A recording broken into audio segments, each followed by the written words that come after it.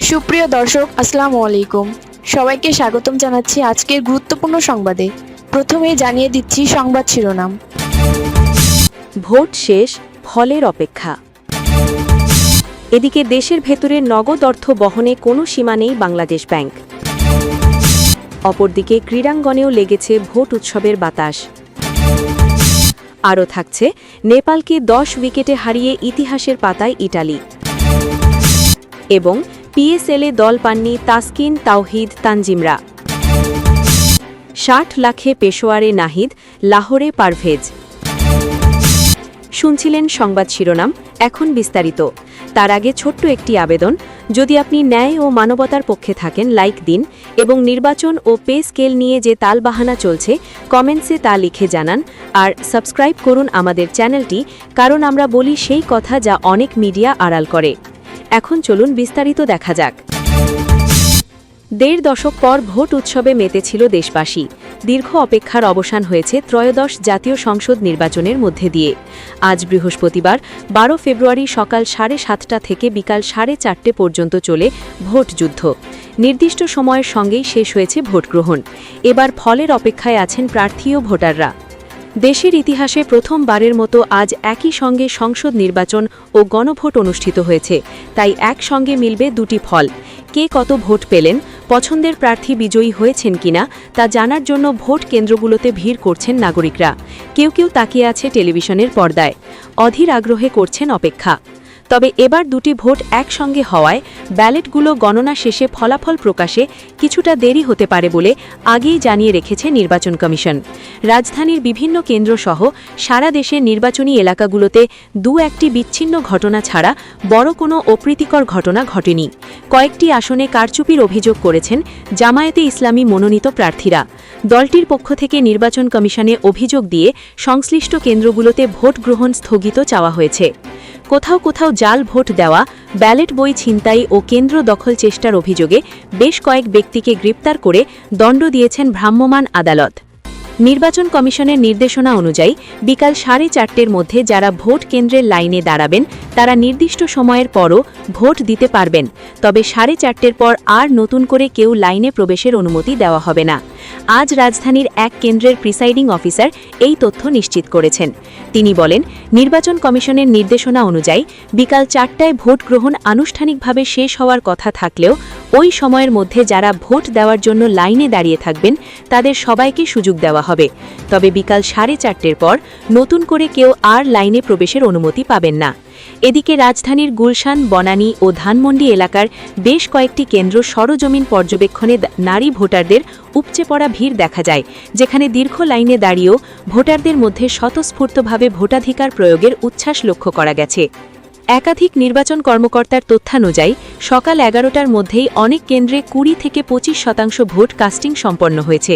বিশেষ করে ঢাকার বনানীর 51 নম্বর কেন্দ্রে দুপুর 11:30 পর্যন্ত মোট 3510টি ভোটের বিপরীতে 795টি ভোট পড়েছে, যা মোট ভোটের 22%।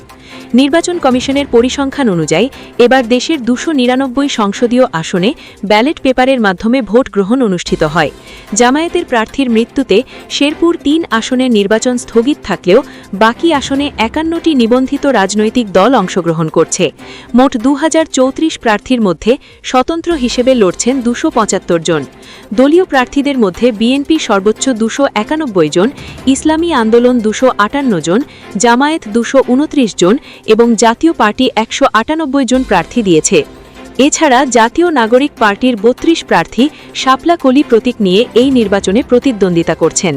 12,77,11,139 জন ভোটারের এই বিশাল কর্মযজ্ঞে পুরুষ ভোটারের সংখ্যা 6,48,25,154 জন এবং নারী ভোটার 6,28,85,525 জন। নির্বাচনী সুরক্ষায় সেনাবাহিনী, বিজিবি, র্যাব, পুলিশ ও আনসার মিলিয়ে প্রায় 9 লাখ সদস্য মোতায়েন করা হয়েছে এবং 42,739টি কেন্দ্রে প্রায় 8 লাখ কর্মচারী দায়িত্ব পালন করছেন। নির্বাচন পর্যবেক্ষণে দেশি বিদেশি মিলিয়ে প্রায় 56,000 পর্যবেক্ষক নিয়োজিত আছেন। এদিকে দেশের ভেতরে নগদ অর্থ বহনের ক্ষেত্রে কোনো নির্দিষ্ট সীমা নেই বলে জানিয়েছে বাংলাদেশ ব্যাংক। বুধবার 11 ফেব্রুয়ারি সন্ধ্যায় মোবাইল ফোনে কেন্দ্রীয় ব্যাংকের মুখপাত্র ও নির্বাহী পরিচালক আরিফ হোসেন খান এই তথ্য দেন। তিনি বলেন, দেশের ভেতরে একজন ব্যক্তি তার প্রয়োজন অনুযায়ী যে কোনো পরিমাণ নগদ অর্থ সঙ্গে রাখতে পারেন। এ বিষয়ে বাংলাদেশ ব্যাংকের পক্ষ থেকে কোনো বিধিনিষেধ আরোপ করা হয়নি। তবে দেশের বাইরে ভ্রমণের সময় বাংলাদেশি মুদ্রা বহনের ক্ষেত্রে সর্বোচ্চ 10,000 টাকা নেওয়ার অনুমতি রয়েছে বলে জানান তার কাউন্সিলর এক্সএমআর। বাংলাদেশ ব্যাংক সূত্রে জানা গেছে, বিদেশ ভ্রমণের সময় বৈদেশিক মুদ্রা বহনের ক্ষেত্রেও নির্দিষ্ট নীতিমালা রয়েছে। অনুমোদিত ডিলার এডি ব্যাংকের মাধ্যমে পাসপোর্টে এন্ডোর্সমেন্ট করে বছরে সর্বোচ্চ 12,000 মার্কিন ডলার বা সমপরিমাণ বৈদেশিক মুদ্রা নেওয়া যায়। তবে ভ্রমণের উদ্দেশ্য অনুযায়ী ব্যবসা, চিকিৎসা, শিক্ষা বা ব্যক্তিগত সফরের ক্ষেত্রে এই সীমা ভিন্ন হতে পারে। বিশেষজ্ঞরা বলছেন, যদিও দেশের ভেতরে নগদ অর্থ বহনে কোনো সীমা নেই, তবে বড় অঙ্কের অর্থ পরিবহনের ক্ষেত্রে অর্থ পাচার প্রতিরোধ আইন ও সন্ত্রাসে অর্থ প্রচার আইন প্রযোজ্য হতে পারে। প্রয়োজনে আইন শৃঙ্খলা বাহিনী নগদের উৎস সম্পর্কে জিজ্ঞাসাবাদ করতে পারে। দেশের বাইরে বাংলাদেশি মুদ্রা বহনের সীমা নির্ধারণের মূল উদ্দেশ্য হল বৈদেশিক মুদ্রা নিয়ন্ত্রণ ও আর্থিক শৃঙ্খলা বজায় রাখা। সাম্প্রতিক সময়ে নগদ অর্থ বহনের সীমা নিয়ে জনমনে বিভ্রান্তি তৈরি হলে তা দূর করতে বাংলাদেশ ব্যাংক এই স্পষ্টীকরণ দিয়েছে। কেন্দ্রীয় ব্যাংক জানিয়েছে, বিদ্যমান বৈদেশিক মুদ্রা ব্যবস্থাপনা আইন অনুযায়ী নিয়মগুলো কার্যকর রয়েছে এবং প্রয়োজনে সংশ্লিষ্ট বিভাগ থেকে বিস্তারিত তথ্য নেওয়া যেতে পারে। এদিকে বাংলাদেশে আবারও গণতান্ত্রিক ধারা ফেরার প্রত্যাশা নিয়ে উৎসব মুখর পরিবেশে অনুষ্ঠিত হচ্ছে ত্রয়োদশ জাতীয় সংসদ নির্বাচন। দীর্ঘ সময় পর প্রতিযোগিতাপূর্ণ ও অংশগ্রহণমূলক ভোট আয়োজন হওয়ায় এবার প্রথমবারের মতো অনেক তরুণ ভোটার তাদের ভোটাধিকার প্রয়োগ করতে সুযোগ পাচ্ছেন। ফলে সারা দেশে বিরাজ করছে উৎসবের আমেজ। এই আবহ ছুঁয়ে গেছে ক্রীড়াঙ্গনকেও। সকালে চট্টগ্রামে নিজ জন্মস্থানে গিয়ে ভোট দিয়েছেন জাতীয় ক্রিকেট দলের সাবেক অধিনায়ক তামিম ইকবাল। এছাড়া জাতীয় দলের উইকেট কিপার নুরুল হাসান সোহান, অনূর্ধ্ব 19 বিশ্বকাপ জয়ী অধিনায়ক আকবর আলী, নারী ক্রিকেট দলের পেসার মারুফা আক্তার ও রুমানা এবং জাতীয় ফুটবল দলের তারকা শেখ মুরসালিন সহ আরও কয়েকজন ক্রীড়াবিদ ভোট দিয়েছেন এবং সামাজিক মাধ্যমে সেই মুহূর্তের ছবি শেয়ার করেছেন। আরও থাকছে, নেপালকে 10 উইকেটে হারিয়ে ইতিহাসের পাতায় ইটালি। প্রথমবারের মতো টি-20 বিশ্বকাপে অংশগ্রহণ নিয়েই ইতিহাস গড়েছে ইটালি।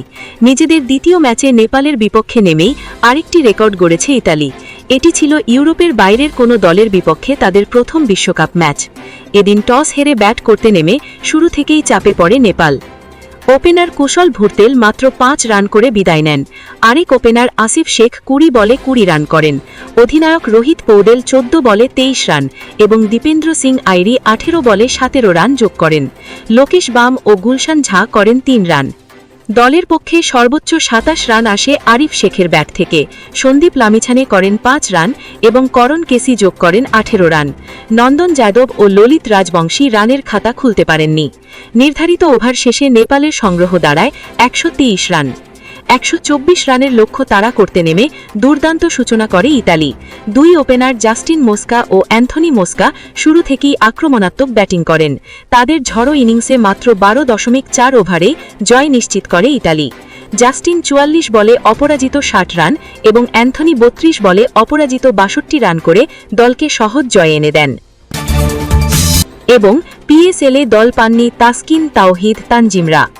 পাকিস্তান সুপার লিগের নিলামের আগে সরাসরি চুক্তিতে মুস্তাফিজুর রহমানকে দলে টেনেছে লাহোর কালান্দার্স। পরে নিলাম থেকে রিশাদ হোসেনকে দলে নিয়েছে টিম রাওয়ালপিন্ডি। নিলামে বাংলাদেশিদের মধ্যে অনেক তারকা ক্রিকেটারের নাম নিলামে তোলা হয়, তবে কাউকে দলে নিতে আগ্রহ দেখায়নি কোনো দল। বাংলাদেশিদের মধ্যে লিটন দাস, তাসকিন আহমেদ, তাওহিদ হৃদয়, নাহিদ রানা, শরীফুল ইসলাম, হাসান মাহমুদ, শামীম হোসেন পাটোয়ারি, পারভেজ হোসেন ইমন, তানজিম হাসান সাকিব কেউ দল পাননি। এছাড়া দল পাননি সাকিব আল হাসানও। এবারের নিলামে নাম দিয়েছিলেন 50 জন বাংলাদেশি। এর মধ্যে কেবল রিশাদই এখনও পর্যন্ত দল পেয়েছেন। দুপুরের দিকে শুরু হওয়া নিলামে আপাতত চলছে বিরতি। পিএসএলের সর্বশেষ আসরে লাহোরে খেলেছেন রিশাদ হোসেন, মেহেদি হাসান ও সাকিব আল হাসান। শুরু থেকেই ছিলেন রিশাদ, পরে যোগ দেন সাকিব ও মিরাজ। এবার লাহোরে খেলবেন মুস্তাফিজুর রহমান। আইপিএলে 9 কোটি 20 লক্ষ রুপিতে মুস্তাফিজকে দলে নেয় কলকাতা। পরে বিসিসিআইয়ের নির্দেশনায় ফিজকে বাদ দিতে হয়। এরপরই তাকে টেনে নেয় পিএসএল। পাকিস্তান সুপার লিগে দল পেলেন বাংলাদেশের ব্যাটসম্যান পারভেজ হোসেন ইমন। লাহোর কালান্দার্স তাকে ৬০ লাখ রুপিতে কিনেছে। এর আগে নিলামে দল পেয়েছেন রিশাদ হোসেন ও নাহিদ রানা। নিলামের আগেই মুস্তাফিজ দল পেয়ে গিয়েছিলেন। ৬০ লাখ রুপিতে বাংলাদেশের পেসার নাহিদ রানাকে নিয়েছে পেশোয়ার জালমি। দ্বিতীয়বার তোলা হলেও কেউ আগ্রহ দেখায়নি তাসকিন আহমেদ ও সাকিব আল হাসানকে নিয়ে। পিএসএলের নিলামে দল পাননি তাওহিদ হৃদয়, শরীফুল ইসলাম, তানজিম হাসান, শামীম হোসেন দদ। ৫,৪০,০০,০০০ রুপিতে রাওয়ালপিন্ডি কিনেছে অভিজ্ঞ পেসার মোহাম্মদ আমিরকে। পাকিস্তান অধিনায়ক সালমান আগা ৫,৮৫,০০,০০০ রুপিতে বিক্রি হয়েছেন। নিলামে তাকে কিনেছে করাচি কিংস। ফখর জামানকে কিনেছে লাহোর। তার দাম উঠেছে ৭,৯৫,০০,০০০ পাকিস্তানি রুপি। নিলামে সাকিবের ভিত্তিমূল্য ছিল ৪,২০,০০,০০০ পাকিস্তানি রুপি। তাকে নিয়ে কোনো দল আগ্রহ দেখায়নি। রিশাদ হোসেন বিক্রি হলেন ৩ কোটি পাকিস্তানি রুপিতে। তাকে কিনেছে রাওয়ালপিন্ডি। নিলামে রিশাদের ভিত্তিমূল্য ছিল ১,১০,০০,০০০ পাকিস্তানি রুপি। করাচির সঙ্গে লড়াই করে শেষ পর্যন্ত রাওয়ালপিন্ডি পেয়েছে রিশাদকে। গত মৌসুমে রিশাদ খেলেছিলেন লাহোরের হয়ে। উইকেট নিয়েছিলেন ১৩টি।